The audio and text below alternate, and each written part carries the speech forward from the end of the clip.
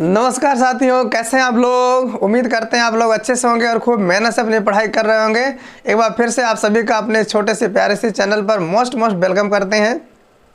आप सबको पता होगा कक्षा 12 की केमिस्ट्री स्टार्ट हो चुकी है। केमिस्ट्री का पहला चैप्टर जिसमें भौतिक रसायन चल रहा है, फिजिकल केमिस्ट्री चल रही है। फिजिकल केमिस्ट्री का पहला चैप्टर सॉलिड स्टेट, भौतिक अवस्था चल रहा है। भौतिक अवस्था में हम लोग कितने लेक्चर कर चुके हैं? 3 लेक्चर। जो बच्चे नहीं जानते हैं, अगर वो पहली बार हमारे वीडियो लेक्चर देख रहे हैं, 3 लेक्चर ऑलरेडी हमने करा दिया है। आज ये चौथा लेक्चर चल रहा है बेटा। कौन सा लेक्चर चल रहा है? ये चौथा। और जो बच्चे पहली बार हमारे वीडियो लेक्चर देख रहे हैं, उनसे हम रिक्वेस्ट करते हैं यूट्यूब पर जाएं, वीरेंद्र सर क्लासेस टाइप करें बेटा। चैनल का नाम है, यहाँ लिख दे रहे हैं। बहुत सारे बच्चे वीडियो खोजने में प्रॉब्लम हो रही थी, हम हमसे बता रहे थे, तो चैनल का नाम आप नोट कर लीजिए बेटा। वीरेंद्र VEE आप टाइप करिएगा बेटा। वीरेंद्र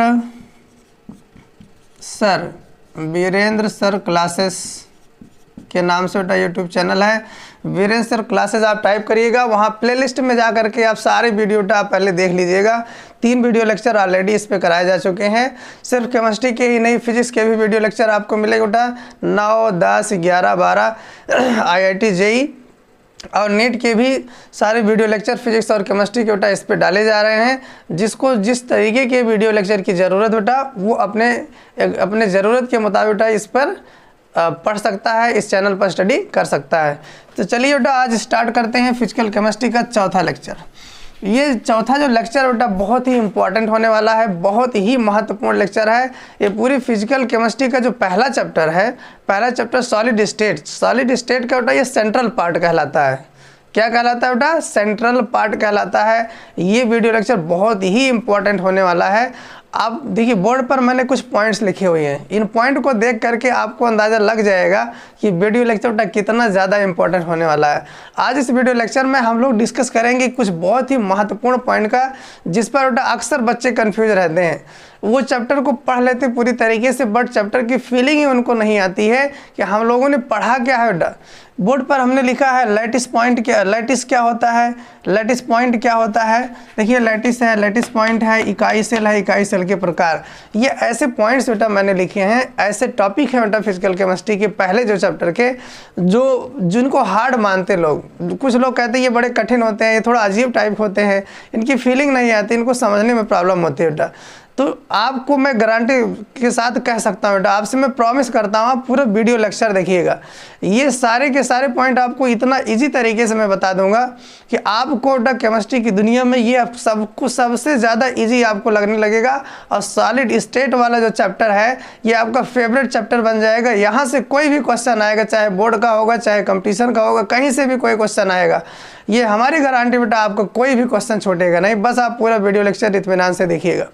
ये सारे पॉइंट वाकई में बेटा बड़े इंपॉर्टेंट होते हैं, ऐसा नहीं कि इंपॉर्टेंट नहीं है। इनको समझना थोड़ा सा टिपिकल है, इसमें इमेजिनेशन की ज़रूरत पड़ती है, लेकिन आप डोंट वरी, यही तो मेरा काम है बेटा। वो मेरा काम है आपके अंदर इमेजिनेशन क्रिएट करना बेटा, वो एक टीचर का काम होता है। बस आप कंसंट्रेट होकर के पूरे मन से बेटा, पूरे एनर्जी के साथ आप वीडियो लेक्चर को देखिए। बाकी काम मेरे ऊपर आप छोड़ दीजिए, समझ में आएगा कि नहीं आएगा वो आप मेरे ऊपर छोड़ दीजिए। चलिए स्टार्ट करते हैं बेटा। आप पेन ले लीजिए, कहाँ पे ले लीजिए, पूरे फुर्सत में, पूरे मन के साथ बेटा वीडियो लेक्चर को स्टार्ट करिए देखना। तो स्टार्ट किया जाए बच्चों, यस स्टार्ट किया जाए बेटा। तो पहला पॉइंट है लैटिस। ये लैटिस क्या होता है बेटा? लैटिस को हिंदी में जालक कहते हैं। चलिए हम समझते हैं बेटा। हेडिंग आप लिख लीजिए, लैटिस क्या होता है। हेडिंग आप बनाएंगे लैटिस। हेडिंग आप लिखिए मेरे साथ बेटा, आप लिखते चलिएगा लैटिस। इसको इंग्लिश में कहते हैं लैटिस, हिंदी में कहते हैं जालक। चलिए समझ लेते हैं ये होता क्या है। देखिए आपको बेटा ठोसों का क्लासिफिकेशन आपने इसके पहले वाले वीडियो लेक्चर में पढ़ा। ठोसों का क्लासिफिकेशन 2 आधार पर किया गया। कितने आधार पर? 2 आधार पर। पहला जो क्लासिफिकेशन था कणों की व्यवस्था के आधार पर था, जिसमें क्रिस्टलाइन था और एमॉर्फस था। जिसमें कण एक निश्चित व्यवस्था में फिक्स होते थे वो क्रिस्टलाइन था, जिसमें रैंडमली मिलते थे वो क्या था? एमॉर्फस था, अक्रिस्टलीय था। अब अगर हम किसी क्रिस्टलीय ठोस पदार्थ की बात करें बेटा, ध्यान से समझिएगा एक एक बात बेटा, क्योंकि अब यहाँ से चैप्टर गहराई में चलेगा और गहराई में चल रहा है तो आपको ज़्यादा ध्यान देने की आवश्यकता भी होगी बेटा। क्लियर हो रही मेरी बातें। अगर हम एक क्रिस्टलीय ठोस पदार्थ की बात करें, जैसे NaCl, जैसे बेटा नमक है, नमक हम लोग डेली खाने में डाल के खाते हैं, सब्जी हुआ तो उसमें भी नमक पड़ता है, दाल है तो उसमें भी नमक पड़ता है, और भी बहुत सारे भोजन होते हैं जिसमें नमक पड़ता है। अगर नमक का एक टुकड़ा लिया जाए बेटा, ध्यान से आप मेरी बात समझिएगा, चलिए हम मार्कर को रख करके समझाते हैं। नमक का एक टुकड़ा लिया जाए, नमक का एक टुकड़ा जब हम लेंगे तो नमक का जो टुकड़ा है बेटा, नमक का जो पीस है, मान लीजिए आपने 10 ग्राम नमक का टुकड़ा लिया, कितना लिया बेटा 10 ग्राम। अब वो जो नमक का टुकड़ा है उसमें वो जो नमक का टुकड़ा है जो सॉलिड है वो ठोस अवस्था में है, तो वो जो ठोस अवस्था में बहुत सारे पार्टिकल से मिल करके वो बना है बेटा। बोलो यस और नो। एक एक चीज़ बेटा आप समझिए, वो जो नमक का सॉलिड लिया हमने, नमक का टुकड़ा लिया, वो ठोस अवस्था में है, तो ये बहुत सारे पार्टिकल से मिल करके बना होगा। बोलिए यस, पार्टिकल से मिलकर। अब हाँ चलिए, पार्टिकल से मिलकर के बना। अब आप रिस्पॉन्स करते रहिए बेटा, जब तक आप रिस्पॉन्स नहीं करोगे तब तक आपको समझ में नहीं आएगा। ये मत सोचिए कि सर जी सुन नहीं रहे हैं तो हमारे बोलने से क्या फ़ायदा होगा। नहीं बेटा, बहुत फ़ायदा होगा, आप ही का फ़ायदा होगा, हमारा क्या, हमारा तो बस इतना फ़ायदा होगा, हम आपको समझा ले जाएंगे बेटा, मुझे संतुष्टि हो जाएगी।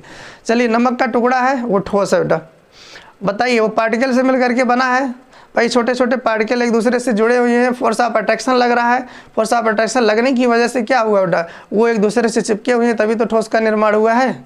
यस बेटा, तो नमक का टुकड़ा है वो ठोस अवस्था में है, तो क्या हुआ, वो सॉलिड स्टेट में बना हुआ है, ठोस अवस्था में बना हुआ।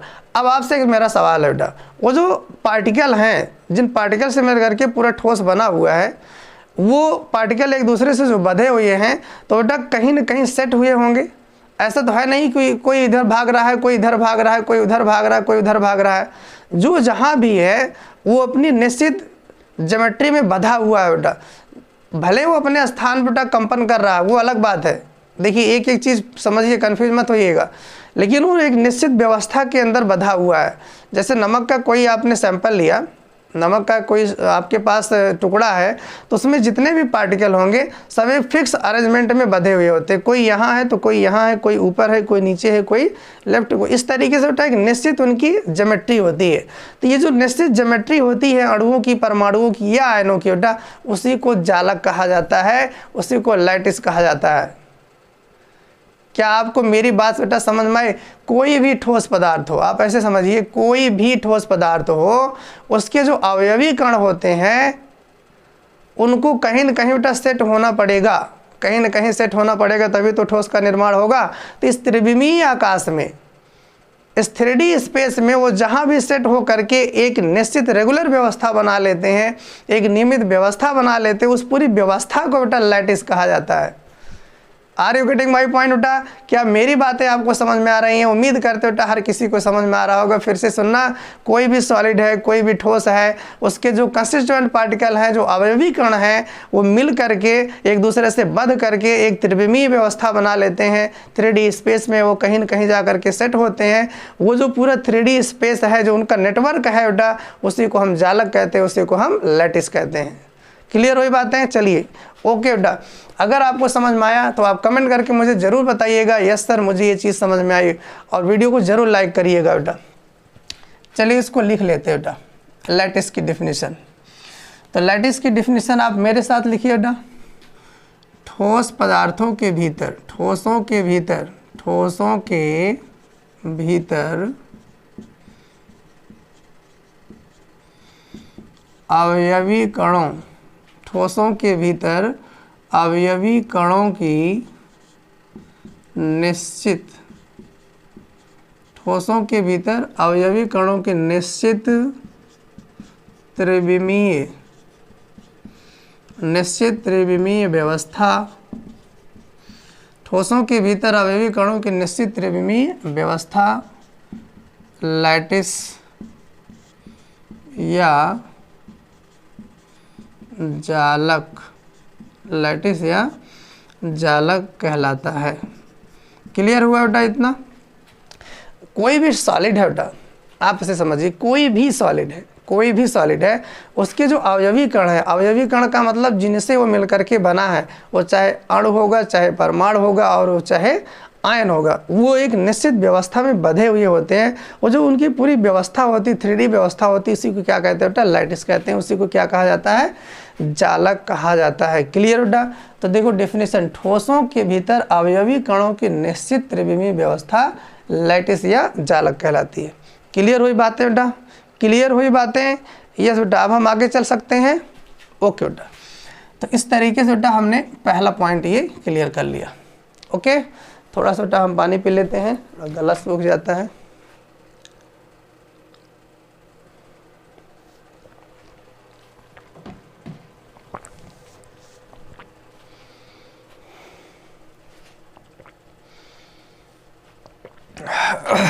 ओके बेटा, नोट हो गया। आप इसको वीडियो को रोक करके आप इसको नोट कर लिया करिए। आते हैं दूसरे पॉइंट पर बेटा, लैटिस पॉइंट क्या होता है। This is most important. अगर आपको लैटिस समझ में आया तो लैटिस पॉइंट और अच्छे से समझ में आएगा। लैटिस क्या होता है, अवयवी कणों की निश्चित त्रिविमीय व्यवस्था लैटिस कहलाती है बेटा। अवयवी कणों की निश्चित त्रिविमीय व्यवस्था लैटिस कहलाती है। अवयवी कण का मतलब जिनसे मिल करके ठोस बना होता है, जैसे अणु हो सकते हैं, आयन हो सकते हैं, या परमाणु हो सकता है बेटा। अब लैटिस क्या होता है इस बात को समझिएगा। जैसे मान लीजिए आप घर बनवाए और उसमें टाइल लगवा दिए। क्या लगवा दिए बेटा, टाइल लगवा दिए। मान लीजिए ये दीवार पर लगवा दिए या फर्श पर। बहुत बेहतरीन उदाहरण बेटा, ये NCERT से हमने लिया है। NCERT इस उदाहरण को लिखा है बहुत बढ़िया से। टाइल्स कुछ इस तरीके से बेटा मान लीजिए आपने लगवा दिया। ये टाइल का एक निश्चित अरेंजमेंट है बेटा। ये टाइल का क्या है, एक निश्चित अरेंजमेंट है। ये जो एक एक टाइल आप एक एक वर्ग आप देख रहे हो, ये एक एक टाइल है बेटा। और ये एक एक टाइल्स जो हैं ये एक एक अवयव हैं, एक एक कण हैं, और ये सभी टाइल मिल करके ये बना लिए हैं बेटा एक लैटिस बना लिए हैं। ये पूरा का पूरा क्या है बेटा, एक लैटिस है, समझिए। ये पूरा का पूरा क्या है, एक लैटिस है। और एक एक टाइल जो है ये है पार्टिकल। ये क्या है बेटा, पार्टिकल, समझिएगा ध्यान से। या इसी को आप कह लो अवयवी कण, अवयवी कण। तो लैटिस और लैटिस पॉइंट बेटा एक साथ आप सब समझिए। अभी मैंने बताया ना लैटिस क्या होता है, अवयवी कणों की निश्चित त्रिविमीय व्यवस्था लैटिस कहलाता है।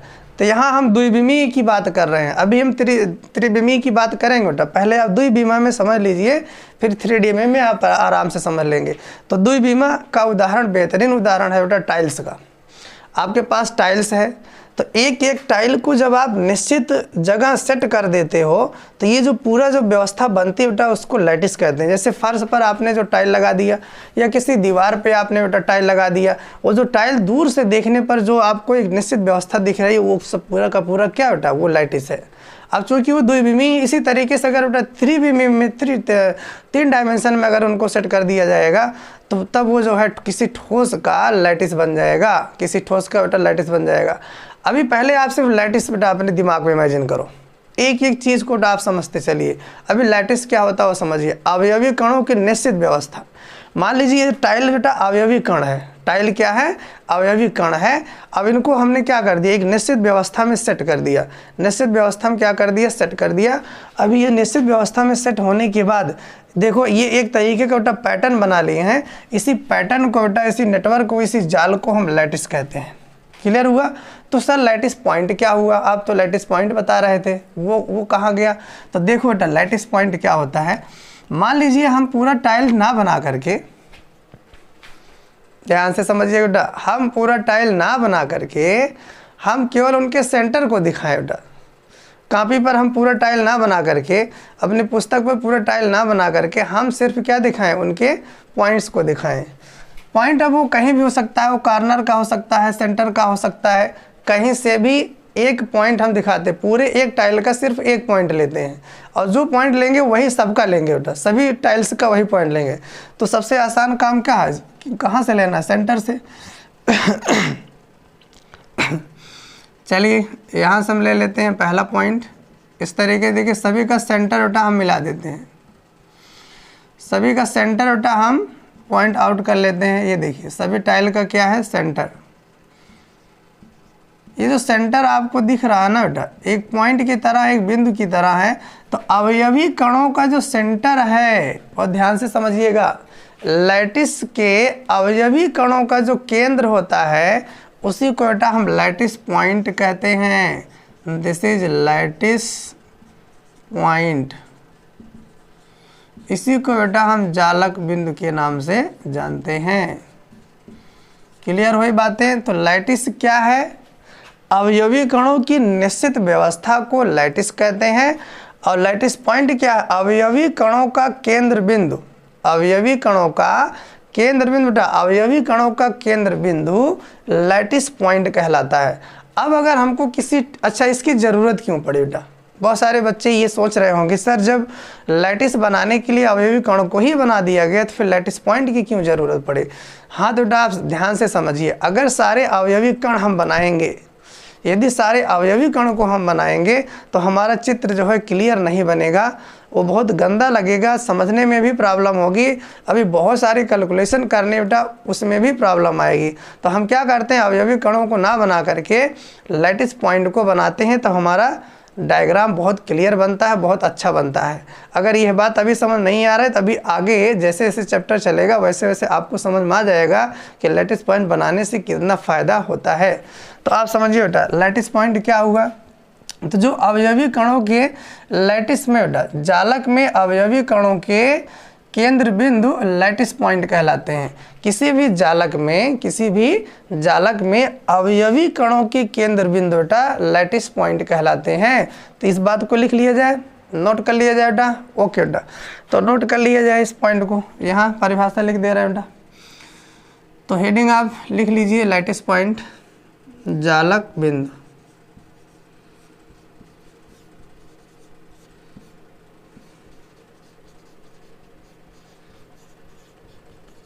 लैटिस पॉइंट किसी, आप मेरे साथ लिखते जाओ बेटा, किसी जालक में, कहाँ पर बेटा? किसी जालक में। समझ में आ रही बातें? किसी जालक में या किसी लैटिस में, लैटिस को ही क्या कहते हैं बेटा? जालक। किसी जालक में अवयवी कणों, किसी जालक में अवयवी कणों के केंद्र बिंदु, अवयवी कणों के केंद्र बिंदु, किसी जालक में अवयवी कणों के केंद्र बिंदु जालक बिंदु कहलाते हैं। जालक बिंदु क्या कहलाते हैं बेटा? जालक बिंदु कहलाते हैं। किसी जालक में अवयवी कणों के केंद्र बिंदु जालक बिंदु कहलाते हैं। एक नोट आपको लिखना है बेटा, किसी ठोस की संरचना, किसी ठोस की संरचना को समझने के लिए, किसी ठोस की संरचना को समझने के लिए बहुत इम्पॉर्टेंट बेटा नोट है। शायद अब नीचे नहीं दिख रहा है तो इसको ऊपर लिख दे रहे हैं। आप वीडियो पॉज करके इसको नोट कर लीजिए बेटा, जल्दी से नोट कर लीजिए। हो गया सबका? अब इसको हम मिटा रहे हैं बेटा। चलिए आगे देखिए। तो आपको मैंने बताया लैटिस क्या होता है, लैटिस पॉइंट क्या होता है, ये तो चल ही रहा है बेटा। तो देखिए, किसी ठोस की संरचना को समझने के लिए इसको यहाँ लिख दे रहे हैं, नोट पॉइंट को, नोट पॉइंट को यहाँ लिख दे रहे हैं बेटा। आप मेरे साथ लिखते जाइए, किसी ठोस की संरचना को समझने के लिए, किसी ठोस की संरचना को समझने के लिए अवयवी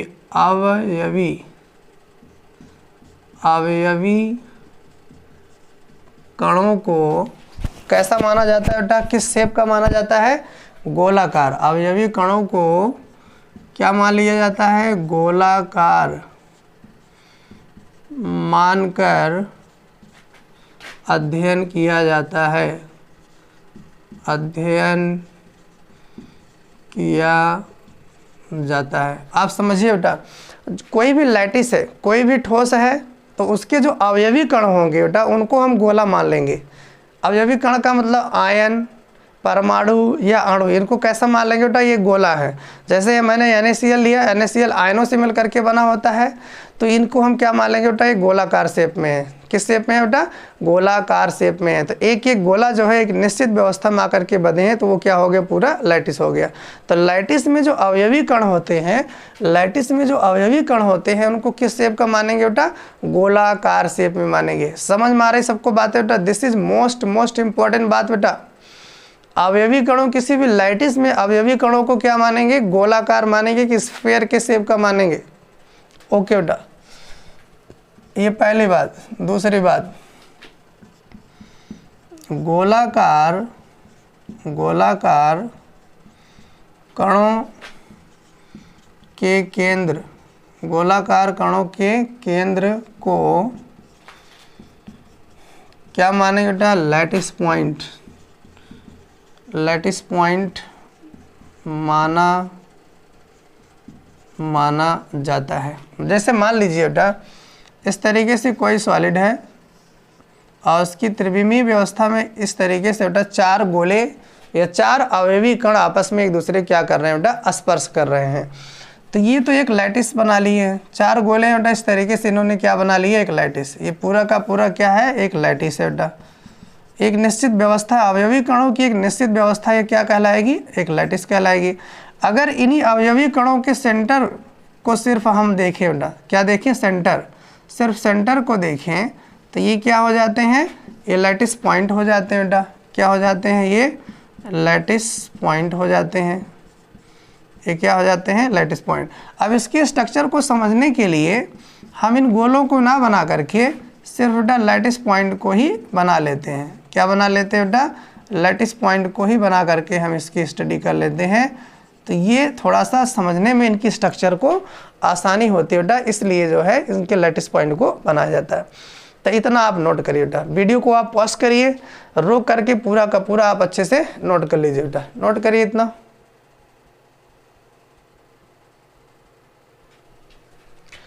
ओके बेटा, नोट हो गया यहाँ तक सबको, सबका नोट हो गया। ओके, आगे चल सकते हैं अब। ये बेटा, तो आपको मैंने बताया लैटिस क्या होता है और लैटिस पॉइंट क्या होता है। अगला टॉपिक बेटा, this is most important topic, unit cell बेटा। क्या बच्चों, यूनिट सेल। आप हेडिंग बना लीजिए, यूनिट सेल, एकक कोशिका या एकक कोशिका। ये बोर्ड के पेपर बेटा बहुत पूछी जाती है, बोर्ड के पेपर में इतना ज़्यादा पूछा जाता है कि समझ लीजिए रेगुलर ये पूछा जा रहा है। और इस पूरे चैप्टर को समझने के लिए बेटा ये तो सबसे ज़्यादा महत्वपूर्ण पॉइंट है, सबसे ज़्यादा महत्वपूर्ण पॉइंट है यूनिट सेल। सारी कहानी बेटा, सारी कहानी यूनिट सेल की है इस पूरे चैप्टर में, तो इसलिए ये बहुत ही महत्वपूर्ण हो जाता है बेटा। चलिए, यूनिट सेल, एकक कोशिका क्या होती है बेटा। जैसे ही कोशिका शब्द कान के पास पहुंचता है बेटा, तुरंत ही आपको या किसी के भी समझ में तुरंत आ जाता है कि this is the smallest unit. ये सबसे छोटी इकाई होती है बेटा, smallest unit of any structure. कोई भी संरचना उसकी सबसे छोटी इकाई, सबसे छोटी इकाई, जिसको पढ़ करके, जिसको सुन करके, जिसको जान करके हम पूरे स्ट्रक्चर के बारे में जान जाएं, उसी को कहते हैं बेटा सेल। तो इसी सेंस के साथ ये जो फिजिकल केमिस्ट्री में सॉलिड स्टेट में सेल आया बेटा, यहाँ से भी इसकी डिफिनीशन यही मानी जाएगी बेटा। तो सेल क्या होता है, कोई भी सॉलिड है बेटा वो लैटिस से मिलकर के बना होता है। सॉलिड के स्ट्रक्चर में क्या होते हैं, बहुत सारे लैटिस होते हैं। लैटिस क्या होता है, अवयवी कण जिस निश्चित व्यवस्था में बंधे होते हैं, जो एक नेटवर्क बना लेते हैं, वही लैटिस होता है। अब वो जो नेटवर्क है, अब नेटवर्क तो बेटा बहुत बड़ा होगा, लैटिस जो होगा बहुत बड़ा होगा। अभी उसे लैटिस का वह सबसे छोटा भाग, वह सबसे छोटे से छोटा त्रिविमीय भाग, जिसको बेटा बार बार रिपीट करने से पूरा लैटिस हमें मिल जाए, उसे हम कहते हैं इकाई सेल। उसे क्या कहेंगे, यूनिट सेल। बहुत ध्यान से समझिए बेटा, फिर से आप समझिए। जैसे हमारे पास कोई ठोस है, ठोस में अवयवी कण एक निश्चित व्यवस्था में क्या है बेटा, बंधे हुए हैं। वो जो निश्चित 3D अरेंजमेंट है उसी को आप लैटिस बोल रहे हो। तो लैटिस बहुत बड़ा हो गया। अब लैटिस का एक सबसे छोटा टुकड़ा आपको खोजना है, सबसे छोटा टुकड़ा खोजना है जिसको बार बार रिपीट करने से उसको आप ऊपर जोड़ो, नीचे जोड़ो, लेफ्ट जोड़ो, राइट जोड़ो, हर डायरेक्शन में जोड़ने से वो जो पूरा का पूरा क्रिस्टल है बेटा वो आपको मिल जाए। तो वो जो स्मॉलेस्ट पार्ट होगा, जो सबसे छोटी यूनिट होगी, उसी को कहते हैं बेटा इकाई सेल, उसी को कहते हैं एकक कोशिका। समझ में आई बात बेटा सबको? अगर नहीं समझ में आए थोड़ा सा वीडियो को बेटा एक बार रिपीट करके ज़रूर देखिएगा।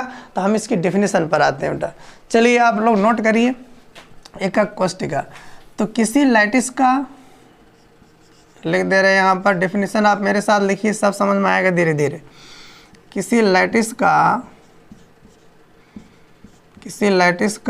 वह सबसे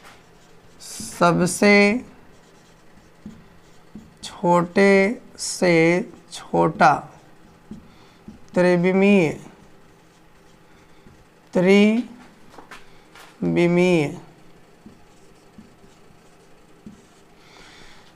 लैटिस का वह सबसे छोटे से छोटा त्रिविमीय, किसी लैटिस का वह सबसे छोटे से छोटा त्रिविमीय भाग, वह सबसे छोटे से छोटा त्रिविमीय भाग जिसको बार बार दोहराने से संपूर्ण क्रिस्टल प्राप्त हो जाता है। संपूर्ण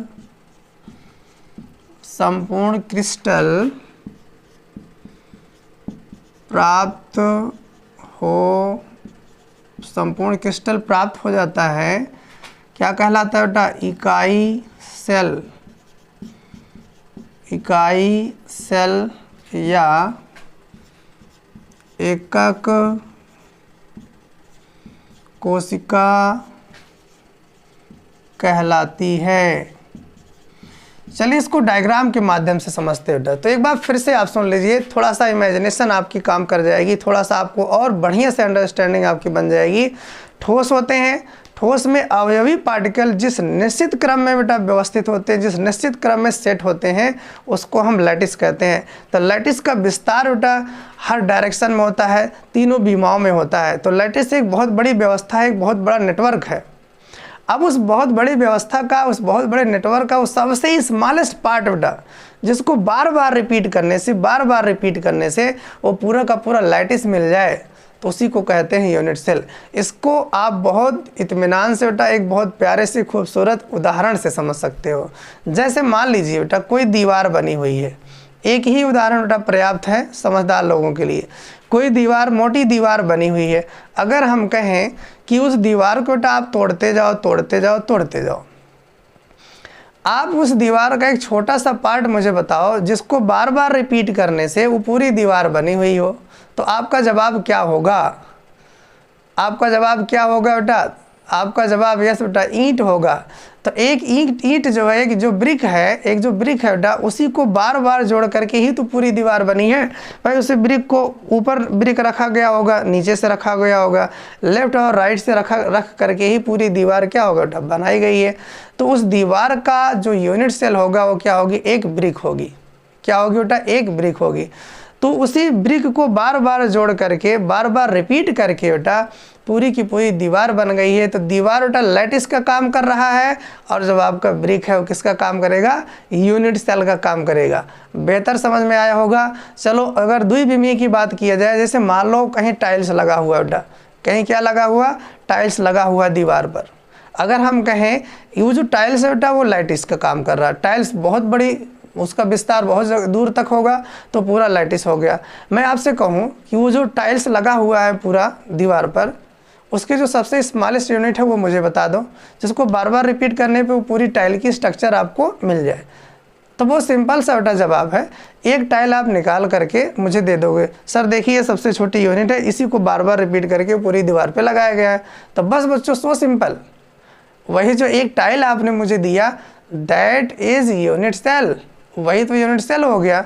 उसी तरीके से किसी भी ठोस का वह सबसे छोटा सा भाग जिसको आप निकाल करके हमें दे दो और हम उसको बार बार रिपीट करके उस पूरे ठोस के बारे में जान जाए कि ठोस कैसा है, उसका लैटिस कैसा है, उसका क्रिस्टल कैसा है बेटा, तो वही जो सबसे छोटा भाग होगा उसी को कहते हैं यूनिट सेल। अब तो क्लियर हुआ बेटा? ओके बच्चों, आगे बढ़ते हैं। तो ये इसकी हो गई डिफिनीशन, नोट हो गया। चलिए वीडियो को बेटा पॉज करिए और इसको नोट करिए। अब आप हेडिंग लिखेंगे ये, अच्छा हाँ, एक डायग्राम के माध्यम से बेटा हम यूनिट सेल आपको बताना चाहते हैं। देखो यूनिट सेल किसी भी ठोस की जो यूनिट सेल होती है, पहली बात कोई भी सॉलिड होगा बेटा वो ना तो एक बीमी होगा ना दो बीमी होगा, वो होगा तो कितने बीमी होगा, 3 डायमेंशनल होगा। तो इसको नोट में लिख लिया जाए, नहीं तो कभी कभी बच्चे कंफ्यूज हो जाते हैं। कोई भी ठोस सदैव क्या होता है बेटा, त्रिविमीय होता है। से मोस्ट इम्पोर्टेंट टॉपिक, कोई भी ठोस सदैव कैसा होता है, त्रिविमीय होता है। सदैव कैसा होता है, त्रिविमीय। कोई भी ठोस सदैव त्रिविमीय होता है। अतः कोशिका, अतः एकक कोशिका बेटा, कोई भी यूनिट सेल होगी अतः एकक कोशिका, अतः एकक कोशिका भी कैसी होगी, त्रिविमीय। एकक कोशिका भी कैसी होगी, त्रिविमीय होती है। तो आप ये इमेजिनेशन बिल्कुल कभी मत करिएगा कि कोई भी यूनिट सेल 1 डायमेंशनल होगी या 2 डायमेंशनल होगी बेटा। This is always exist in 3 dimension, क्योंकि कोई भी सॉलिड बेटा उसका विस्तार 3 डायरेक्शन में होगा, उसमें लंबाई होगी, उसमें चौड़ाई होगी और उसमें मोटाई भी होगी। क्लियर?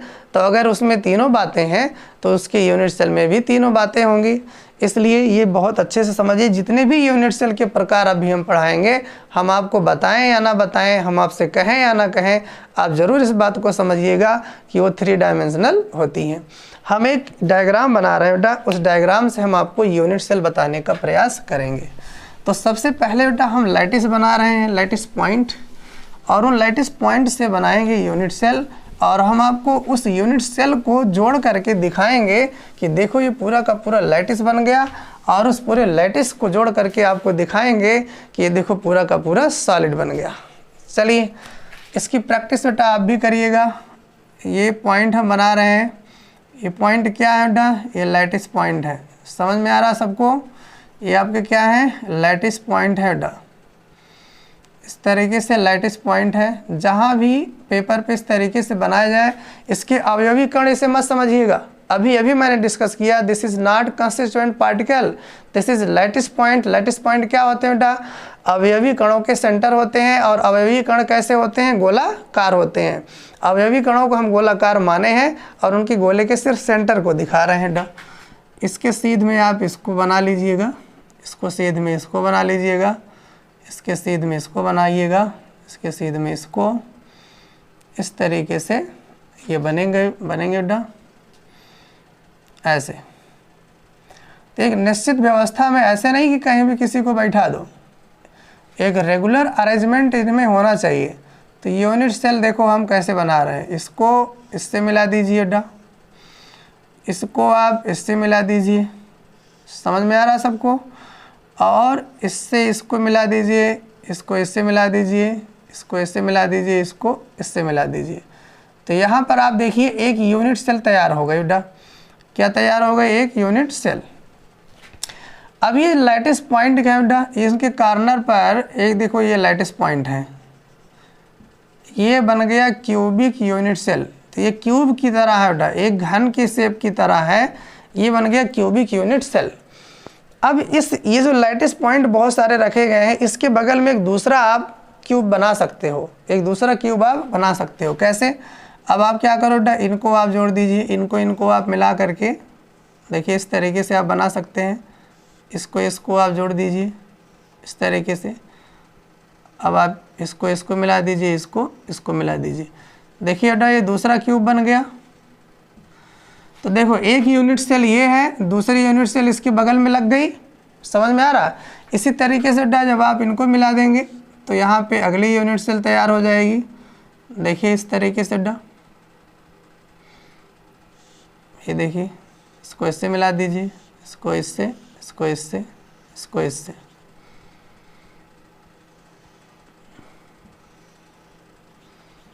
तो ये इसके लैटिस पॉइंट हो गए। देखिए ये जो संरचना बन रहा है बेटा, ये यूनिट सेल की संरचना आपको दिख रही होगी। तो देखो एक यूनिट सेल यहाँ है, दूसरी यूनिट सेल यहाँ है, तीसरी यूनिट सेल यहाँ है, इसी तरीके से चौथी बेटा। इसी तरीके से नीचे से भी आप जोड़ सकते हो, ऊपर से भी जोड़ सकते हो, इधर से भी जोड़ सकते हो। तो ये जो सबसे छोटी संरचना आप देख रहे हो, एक क्यूब आप जो देख रहे हो बेटा, क्यूबिक संरचना, ये जो आप देख रहे हो बेटा, यही हो गई यूनिट सेल। यही क्या हो गई? Unit cell. क्लियर हुआ बेटा सबको? तो ये जो सबसे छोटी संरचना देख रहे हो, जिसको बार बार जोड़ने से, बार बार रिपीट करने से बेटा पूरा का पूरा हमें क्रिस्टल मिल जाएगा। तो इधर से भी जोड़ो, इधर से भी जोड़ो, ऊपर से, पीछे से भी, हर तरफ से बेटा ये क्यूब जोड़ते जोड़ते आप रख दोगे तो पूरा का पूरा एक नेटवर्क मिलेगा, पूरा का पूरा बेटा एक जाल मिल जाएगा और पूरा का पूरा हमें ठोस प्राप्त हो जाएगा। इसलिए ये सबसे छोटी स्मॉलेस्ट यूनिट है, जिसको रिपीट करके मुझे क्रिस्टल मिला है। तो इसलिए बेटा ये क्या कहलाएगा? क्यूबिक यूनिट सेल कहलाएगा। क्यूबिक इसलिए क्योंकि इसका शेप, इसका साइज जो है वो किस तरीके से है? क्यूब की तरह है। अभी इसके प्रकार में इसको डिस्कस करेंगे, तो अभी आप समझिए ये एक प्रकार की बेटा यूनिट सेल है, जिसको बार बार रिपीट करने से हमको पूरा का पूरा क्रिस्टल मिला हुआ है। क्लियर हुई यहाँ तक बातें? तो ये हो गया बेटा क्यूबिक यूनिट सेल। अभी ये सिर्फ आप यूनिट सेल ही जानिए क्यूबिक है कि किस शेप का है, अभी इसको आगे बेटा हम डिस्कस कर रहे हैं। तो नोट कर लीजिए बेटा, वीडियो को पास करके इसको बनाइए। अगला टॉपिक होगा सेल के प्रकार बेटा। ओके बेटा, सेल के प्रकार। चलिए हेडिंग आप लिख लीजिए, सेल के प्रकार। तो आज हम पूरा एक स्ट्रक्चर बेटा बना रहे हैं, सेल को किस तरीके से क्लासिफाइड करना है और उसको पढ़ने की हमारी क्या अप्रोच रहेगी, आप देखते जाइए। आप हेडिंग लिखिएगा बेटा सेल के प्रकार। सेल के प्रकार, टाइप्स ऑफ यूनिट सेल, एकक कोशिका यूनिट सेल, जिसको आप कहते हो यूनिट सेल, एकक सेल।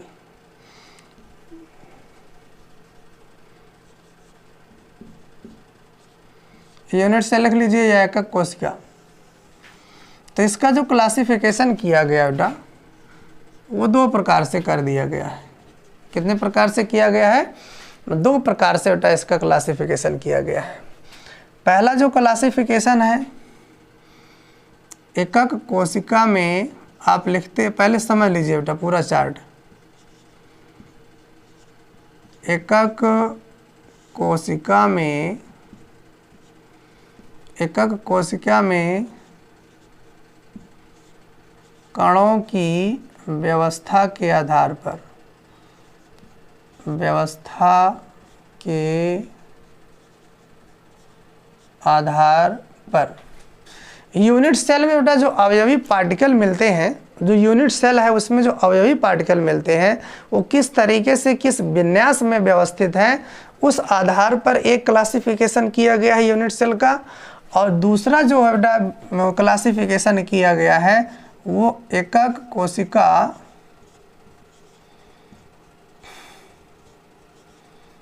एकक कोशिका के पैरामीटर, एकक कोशिका के पैरामीटर के आधार पर,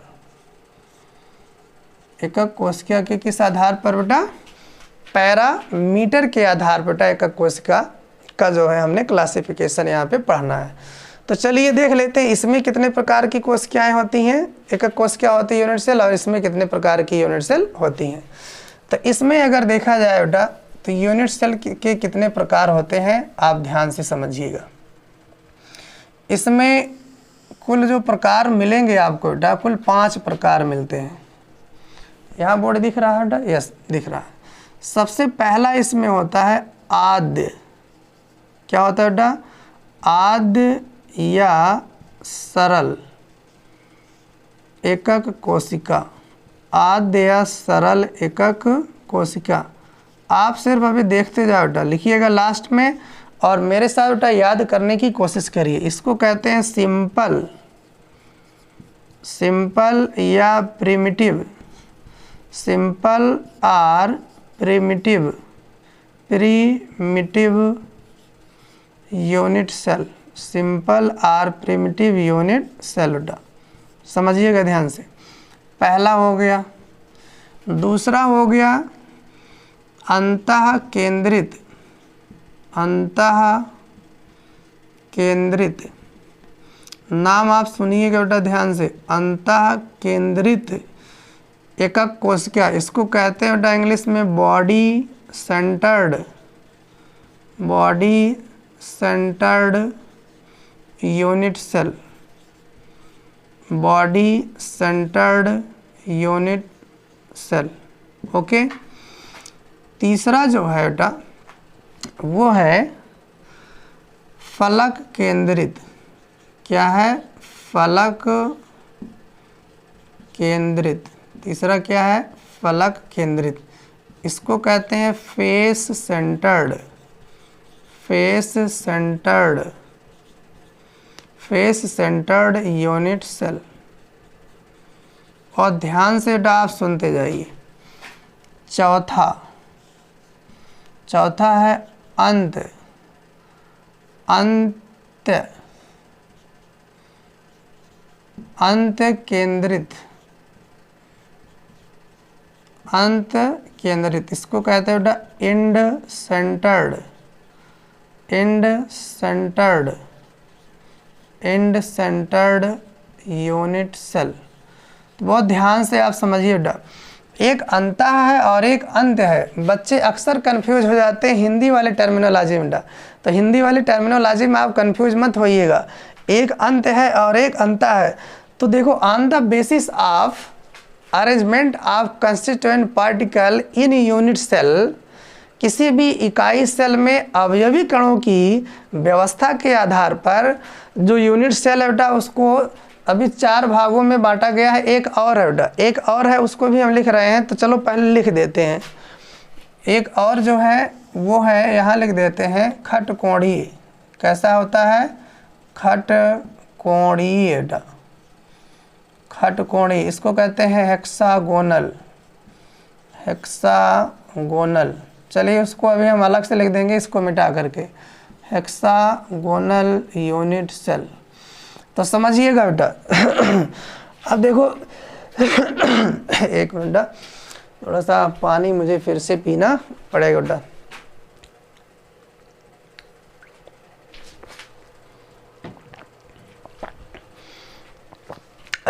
ओके बेटा, सॉरी थोड़ा सा डिस्टर्ब हुआ बेटा। देखिए आप लोग, तो इस प्रकार किसी भी बेटा यूनिट सेल में जो पार्टिकल लगे हुए हैं, जो अवयवी कण लगे हुए हैं, उसके आधार पर जो हमारी यूनिट सेल है बेटा, कुल मिला जुला करके 5 उसके प्रकार हो गए। पहले हम आपको हिंदी में नाम बता रहे हैं। आद्य सरल कोशिका, अंतः केंद्रित, फलक केंद्रित, अंत केंद्रित और खटकोणी। आद्य सरल को कहते हैं सिंपल या primitive unit cell. Body centre, अंतः को कहते हैं बॉडी सेंटर, फलक को कहते हैं फेस सेंटर, अंत को कहते हैं इंड सेंटर और खटकोणी को कहते हैं हेक्सागोनल। आप बेटा इसको 4 बार 5 बार लिखिएगा। कितनी बार बच्चों? कम से कम 4 बार। कम से कम कितनी बार? 4 बार। मेरी तरफ से बेटा कम से कम आप 4 बार लिखिएगा।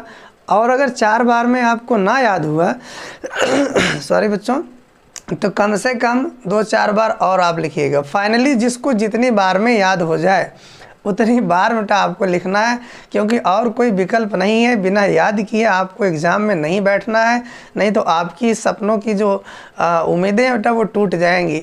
आपको मेहनत करना होगा, मेहनत दौड़ के नहीं करना है, ना ही जो है कुछ और काम करना है। बस इत्मीनान से बैठ करके दिमाग को बेटा एक जगह कंसंट्रेट करके खुद से सोच करके लिखना है, और ये धीरे धीरे बेटा 2 बार 4 बार 5 बार में सब याद हो जाएंगी।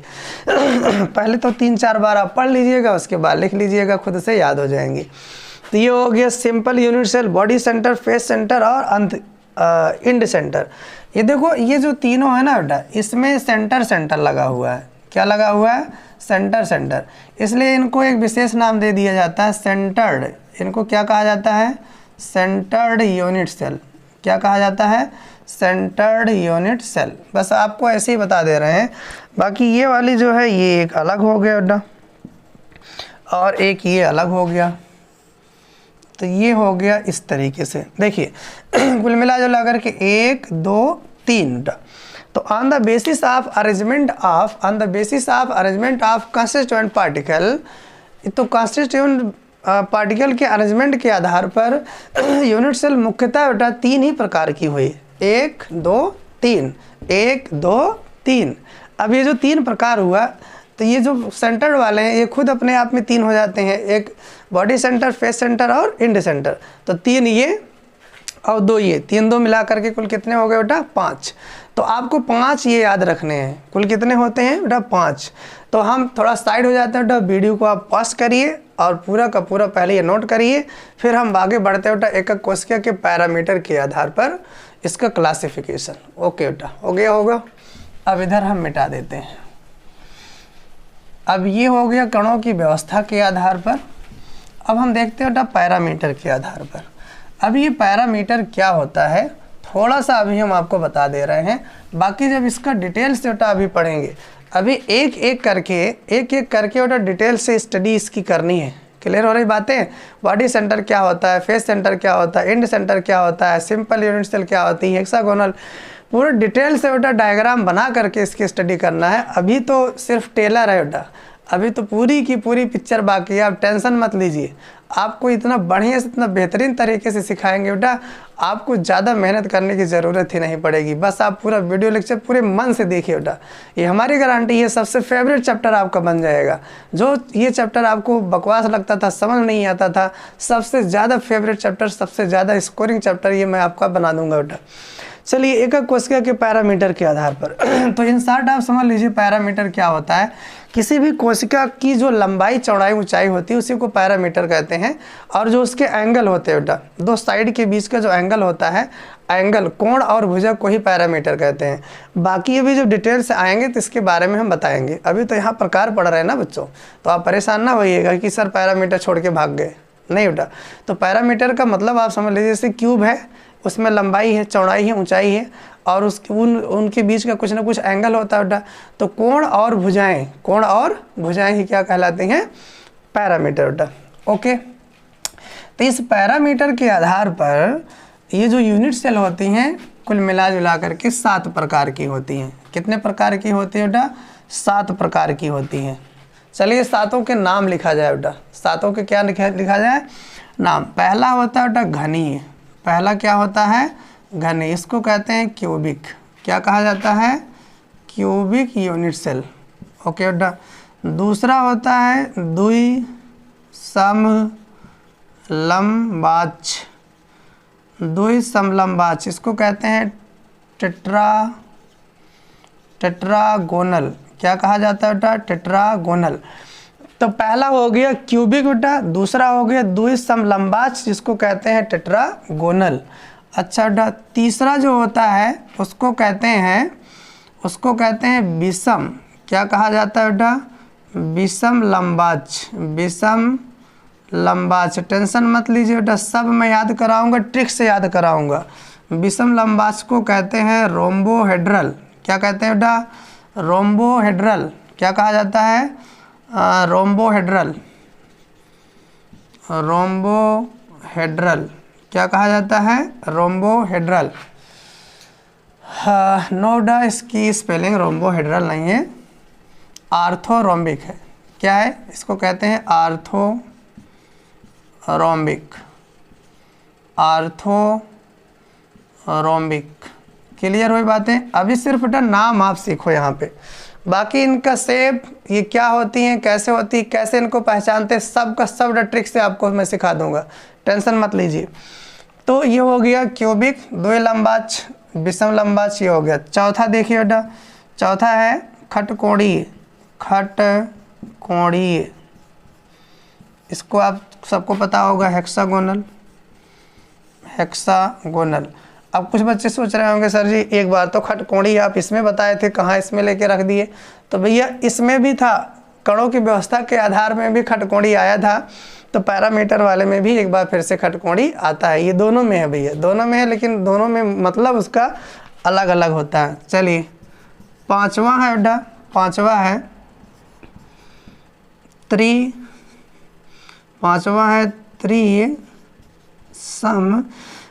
त्रिसमनताक्ष। त्रिसमनताक्ष क्या है ये बेटा? त्रिसमनताक्ष। इसको आप क्या कहोगे? रोम्बिक। क्या कहोगे? रोम्बिक। रोम्बोहेड्रल। क्या कहेंगे? रोम्बोहेड्रल। स्पेलिंग बेटा तो आपको रटना ही पड़ेगा। त्रिसमनताक्ष को क्या कहते हैं? रोम्बोहेड्रल कहते हैं। छठवां आपका है बेटा एक नताक्ष। एक नताक्ष क्या है बेटा? एक नताक्ष। इसको हम कहते हैं मोनोक्लिनिक। क्या कहा जाता है? मोनोक्लिनिक बेटा। ओके, और लास्ट है, लास्ट क्या है बेटा? विषम नताक्ष। विषम नताक्ष। लास्ट क्या है बेटा? विषम नताक्ष। ये होता है ट्राइक्लिनिक बेटा। क्या होता है? ट्राइक्लिनिक। ट्राइक्लिनिक। तो ये इसके नाम हो गए बेटा, ये इसकी क्या हो गए? नाम हो गए। तो 1 2 3 कुल मिला जुला करके 7। अब इनके नाम बेटा कैसे याद करेंगे? आप घबराइए मत, इनकी लिस्ट को देख करके आप बिल्कुल घबराइए मत। इसको याद करने का बेटा एक बहुत बेहतरीन ट्रिक है मेरे पास, और उस ट्रिक को जब मैं बता दूंगा 1 सेकंड 1 मिनट भी नहीं लगेगा बेटा, 1 मिनट भी नहीं लगेगा इनको याद करने में। इनका जब डायग्राम हम आपको बताएंगे और इनकी भुजाएं कितनी होती हैं, इनके बीच का एंगल कितना होता है, जैसे ही मैं इनको बताऊंगा वो सब का सब बेटा नाम के साथ अपने आप याद हो जाएगा। आपको लगेगा कि वाह सर क्या आपने जादू किया है। अच्छा, कुछ बच्चे सोच रहे होंगे सर आप जादू भी सिखाते हैं। नहीं बेटा, मैं जादू तो नहीं सिखाता हूँ, लेकिन मेरे पास कुछ लॉजिक ज़रूर है। पढ़ाते पढ़ाते इतना तो अनुभव हो ही जाता है कि बच्चों को कितना सरल तरीके से, कितना नेचुरल तरीके से, स्वाभाविक तरीके से बेटा चीज़ों को पढ़ाया जाए, ताकि उनको कम एफर्ट लगा करके ही सारी चीज़ें तैयार हो जाए। तो इसको बेटा आप नोट करिएगा। अब मिलेंगे हम अगले वीडियो लेक्चर में, और वहाँ पर हम आपको इसकी ट्रिक बताएंगे, और ट्रिक के साथ बेटा पढ़ेंगे ये सेल के जो प्रकार अभी आपने देखा, 2 प्रकार का क्लासिफिकेशन। पहले कणों की व्यवस्था के आधार पर डिटेल से बेटा देखेंगे, उसके बाद एक एक क्वेश्चन के पैरामीटर के आधार बेटा डिटेल से हम देखेंगे। और यहाँ से बोर्ड क्वेश्चन में, बोर्ड पेपर में बेटा क्वेश्चन बनता है, और आपके IIT JEE और नीट मेडिकल में भी बहुत सारे क्वेश्चन बेटा यहाँ से पूछे जाते हैं। आप वीडियो को पास करके बेटा नोट कर लीजिएगा। तो अब आपसे बेटा विदा लेना चाहेंगे। Okay, best of luck, thank you for watching. हाँ, एक बात और बेटा, जैसे कि हर वीडियो में मैं कहता हूँ, अगर आपको वीडियो बेटा पसंद आया हो तो ज़रूर इसको लाइक और शेयर करिएगा, और हमारे चैनल को बेटा सब्सक्राइब जरूर करिएगा। Okay, thank you for watching बेटा।